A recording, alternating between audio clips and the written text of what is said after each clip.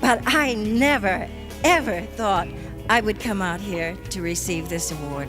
Believe it, and her long-lost love letter proved. Furious, passionate, incredible love. Miss Taylor let you see some of these love letters, which were just astounding, the honesty that they shared with one another. Yesterday, we revealed how Elizabeth Taylor's secret audio confessions were discovered after 60 years hidden in an attic. We uncovered her truth about the Eddie Fisher scandal, her shocking admission that she never thought she was beautiful, and the horrific abuse she endured during her first marriage to Nicky Hilton. We left off with Taylor about to begin the most publicized love affair of the 20th century.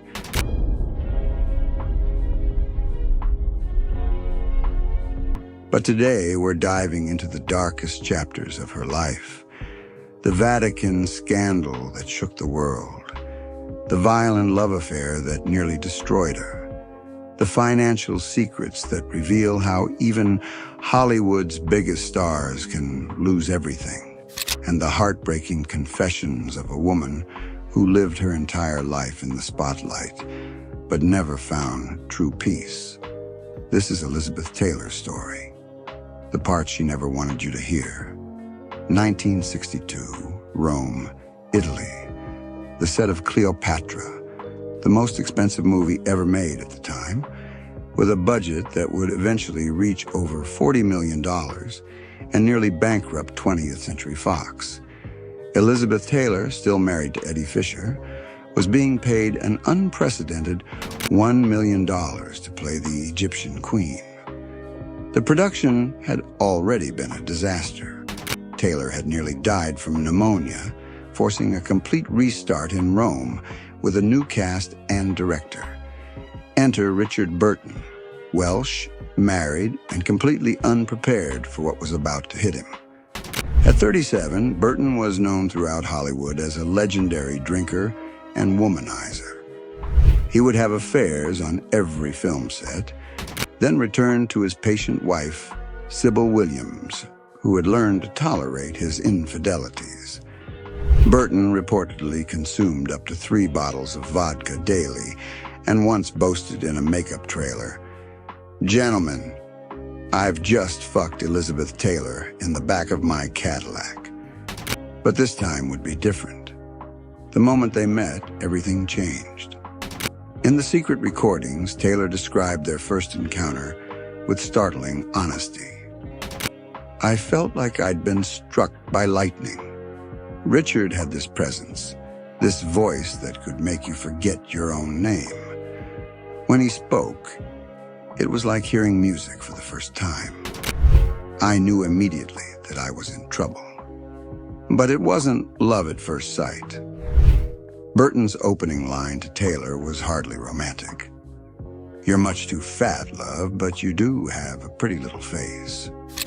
Taylor was insulted and complained to Eddie Fisher about the rude Welshman. She had no interest in becoming another notch on Burton's belt. The connection formed during an unexpected moment. Burton arrived at rehearsal one morning severely hungover, his hands shaking so badly he couldn't hold his coffee cup. Taylor, seeing his distress, gently took the cup and held it to his lips so he could drink. "At that moment," she confessed in the tapes, "I saw past the arrogance and the drinking. I saw a vulnerable man who was drowning just like I was." Their on-screen chemistry, as Cleopatra and Mark Antony, was electric. But it was a kissing scene that changed everything. The director called cut, but Taylor and Burton kept kissing. The entire crew watched in silence as the kiss went on for minutes, both actors lost in the moment. From that day forward, they were inseparable. What started as professional chemistry quickly became personal obsession. They would sneak away during lunch breaks, meeting in Taylor's dressing room or Burton's hotel suite. The Italian paparazzi, hungry for scandal, began following them everywhere. When photographers caught them on a yacht in their swimwear, embracing and clearly in love, the pictures exploded across front pages worldwide. This wasn't just another Hollywood affair. This was about to become the most watched, most scrutinized romance in history. When news of the Taylor-Burton affair broke in early 1963, the reaction was unprecedented. This wasn't the age of social media, but the feeding frenzy was just as intense. Newspaper headlines screamed about their erotic vagrancy. Television news programs led with updates on their relationship. Even serious newspapers like the New York Times covered their every move. The Vatican issued an official condemnation, something usually reserved for matters of international importance. Vatican City's weekly newspaper published an open letter calling their relationship erotic vagrancy and demanding they be banned from entering Catholic countries. The letter declared, "This insult to the nobility of the hearth is an affront to all decent Christian families." Religious leaders worldwide denounced them as symbols of moral decay. The Archbishop of Canterbury called their behavior a cancer on Christian values. Catholic priests across America used their relationship as examples of Hollywood's corrupting influence in Sunday sermons. In the United States, Congress actually debated whether to revoke their visas and bar them from re-entering the country. Congresswoman Iris Faircloth Blitch introduced a resolution to make Miss Taylor and Mr. Burton ineligible for re-entry into the United States on the grounds of undesirability. Congressmen in New York and North Carolina supported the measure, blaming the nation's moral slide on their affair.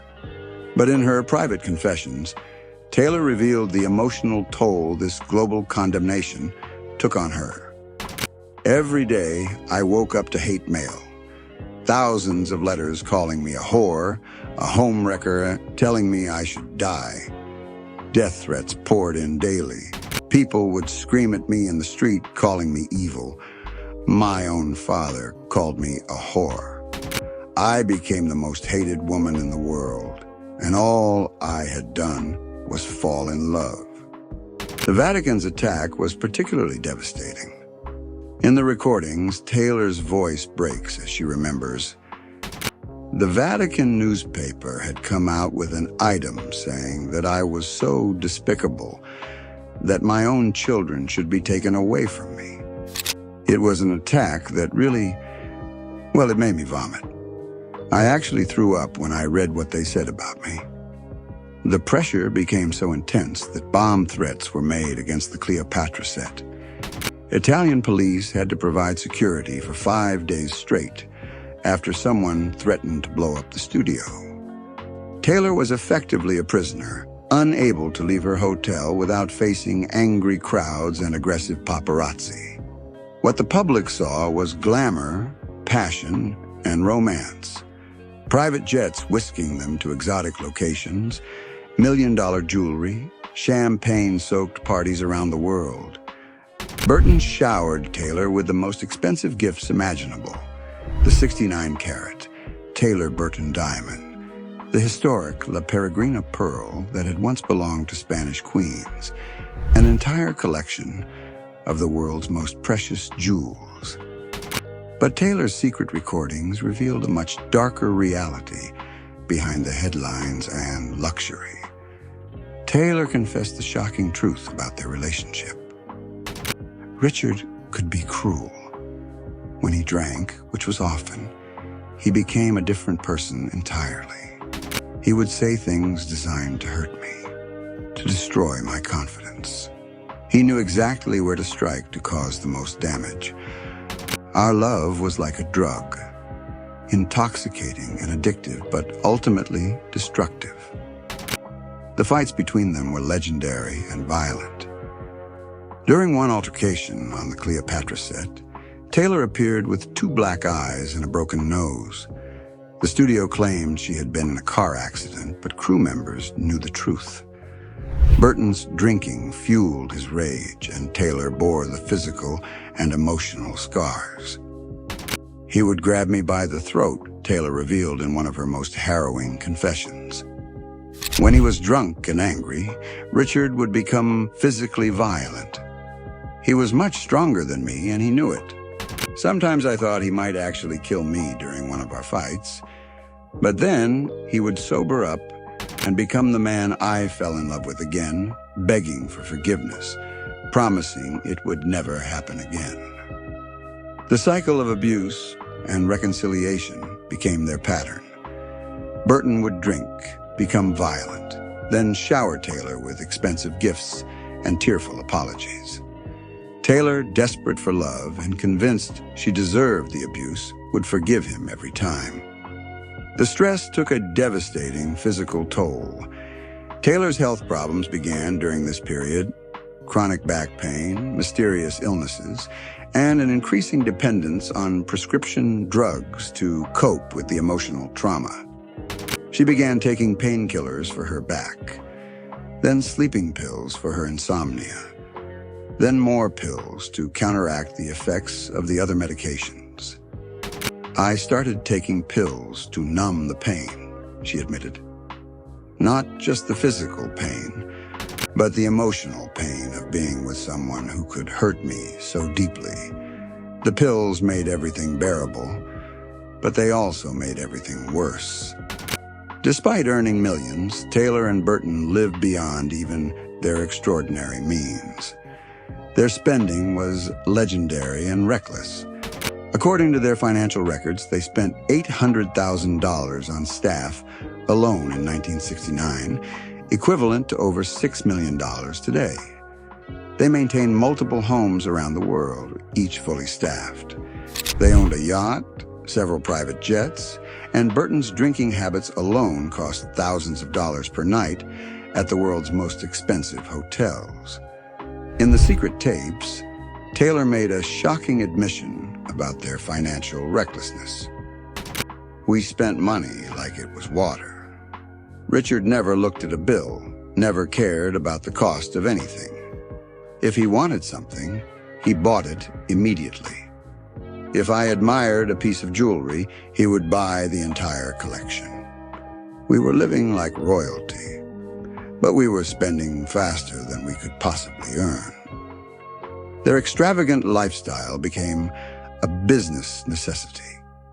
As the most famous couple in the world, they were expected to live up to their image. Every public appearance had to be spectacular. Every gift had to be newsworthy. Every vacation had to be at the most exclusive destinations. The pressure to maintain their celebrity status was financially crippling. The financial pressure became so severe that Taylor was eventually forced to sell some of her most prized possessions. During her divorce from Senator John Warner in the early 1980s, she had to sell the Taylor Burton diamond, the very symbol of Burton's love, to buy a house in Bel Air. The diamond was reportedly cut up and sold in pieces, destroying one of the most famous gems in history. "Selling that diamond was like cutting out my heart," Taylor confessed. "Richard had given it to me as a symbol of our eternal love, and I had to destroy it to survive financially. It felt like I was destroying the only pure thing left from our relationship." By the time Taylor made these recordings in 1964, just 2 years into their relationship, she was already recognizing the destructive patterns that would define her life. The search for love that always led to heartbreak. The public scrutiny that made private happiness impossible. The cycle of abuse and forgiveness that trapped her in toxic relationships. Her most heartbreaking confession revealed the psychological damage of a lifetime in the spotlight. "I've been famous since I was a child. I don't know who I am when I'm not being Elizabeth Taylor, the movie star. Sometimes I wonder if the real me exists at all, or if I'm just a character I've been playing my whole life. When the cameras stop rolling and the crowds go home, I'm alone with this stranger who looks back at me from the mirror." This identity crisis plagued Taylor throughout her life. She had been performing for so long that she couldn't distinguish between her public persona and her private self. The Elizabeth Taylor the world knew, glamorous, confident, larger than life, was a carefully constructed character. The real Elizabeth was insecure, lonely, and desperately searching for authentic love. But perhaps her most prophetic statement was about her legacy. I hope someday people will remember me for more than my marriages and my scandals. I hope they'll remember that I tried to use my fame for something good. I hope they'll remember that despite everything, I tried to help people, to make the world a little bit better. This confession proved remarkably prescient. While Taylor's later years were marked by continued struggles with addiction and failed relationships, she became one of the first major celebrities to champion AIDS research and awareness. Her AIDS Foundation raised millions of dollars and helped destigmatize the disease when the world was still largely ignorant about it. Elizabeth Taylor died in 2011 at age 79, taking many secrets with her. But these lost recordings give us something precious. The real woman behind the legend, speaking her truth without filters, publicists, or studio interference. They reveal a complex, flawed, deeply human person who happened to be one of the most famous women who ever lived. In today's world of social media and instant scandal, Taylor's story feels remarkably current. She was the first modern celebrity, famous for being famous, scrutinized for every relationship, every mistake blown up into global news. Paparazzi followed her everywhere, desperate for unflattering photos or scandalous stories. Sound familiar? But she was also something we rarely see today, completely, authentically human. Flawed, vulnerable, searching for love in all the wrong places, but never afraid to live her life on her own terms. She refused to be controlled by studio executives, religious leaders, or public opinion. Even when the entire world condemned her, she chose love over respectability. The discovery of Elizabeth Taylor's secret confessions reminds us that Hollywood's biggest legends always have more stories to tell. Here at Vintage Vault, we uncover the hidden truths behind old Hollywood's golden facade. These aren't the sanitized stories approved by publicity departments. These are the real, raw, unfiltered truths that the stars themselves wanted to share. Soon we will investigate the mysterious circumstances surrounding Marilyn Monroe's death and the recently discovered diary entries that suggest her final days were far more complex than anyone imagined. We'll reveal the FBI files, the mob connections, and the political secrets that may have led to her tragic end. If you're fascinated by the real stories behind Hollywood's legends, subscribe to Vintage Vault and ring that notification bell. We publish new documentaries every week, exposing the secrets that the stars tried to take to their graves. From Clark Gable's hidden family to Frank Sinatra's mob ties, we dig deeper than anyone else to bring you the truth. And if you missed part 1 of Elizabeth Taylor's story, click here to watch how we first discovered her secret confessions. Trust me, there are still more Hollywood secrets waiting to be revealed, and some of them will shock you even more than Elizabeth Taylor's hidden truth. The golden age of Hollywood was built on lies, and we're here to expose every single one.